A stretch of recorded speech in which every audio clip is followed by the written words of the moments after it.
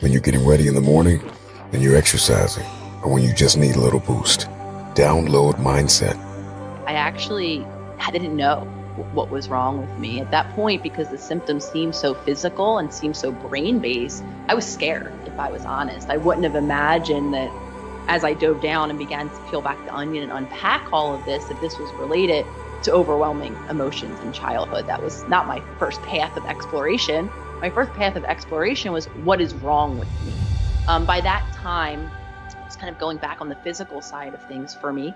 I had had headaches my whole life. I had had brain fog, or kind of that fogginess, not really feeling like my brain was awake all of the time, my whole life. Out of nowhere, as I entered into my 30s, I started to forget my words mid-sentence. Memory issues that I always kind of had now seem to have a really hard time even remembering things that happened last week, for instance.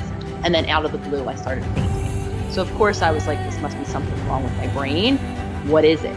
And when I dove into research, I then met all of this work on epigenetics and the effect that our daily choices and or events that happen to us have on our physical bodies. Diving in deeper, I really understood my nervous system. And now I understood my fainting as the effects of accumulated years of living in that dysregulated nervous system. So now that I understood what the cause of it was, which goes into my definition of holistic. Holistic for me not only means honoring our mind, our body, and our soul, the interconnectedness of our being, it also means exploring what for many of us are the deeper underlying imbalances that are causing what we're calling symptoms or even diagnoses or syndromes, right?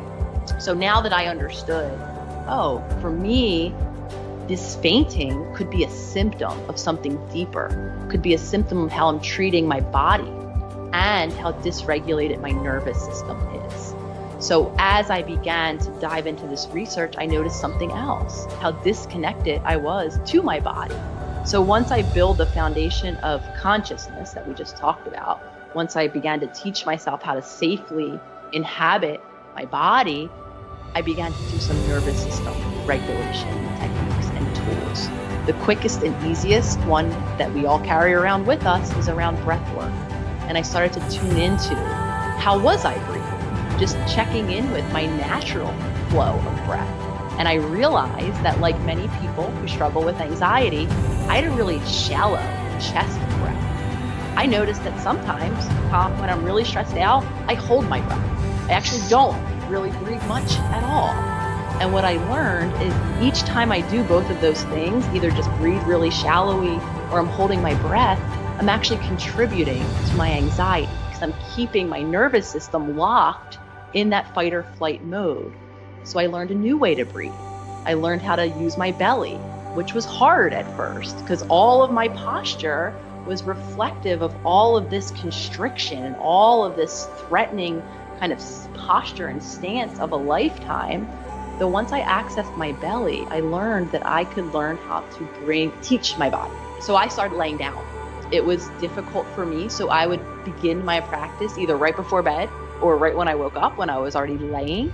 And for me, it started with just a small daily promise of 5 breaths from my deep belly area. For me, putting my hand on my belly physically so I could feel it when it would expand and when it would deflate was really helpful. So that was just a daily promise.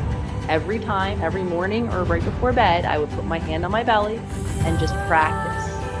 But then, like I said, I wanted to become more aware of how I was using my breath all day long. And then building on that foundation, can I harness my breath all day long when now life's happening and I have the actual things to be stressed out about, right? Can I use my breath to regulate myself in those moments? So it becomes a foundational practice that we can build upon. I struggled to create change just like my clients. And I came to understand why, after, of course, feeling pretty shameful, pretty broken. I think a lot of us do. I would start to hear from my clients reflections of that disempowerment right back, hopelessness, helplessness, a belief that maybe I can't change. Maybe this future isn't meant for me. And that was really heartbreaking. What I came to realize is that the reason why we can't change is stored in a very powerful part of our mind called our subconscious.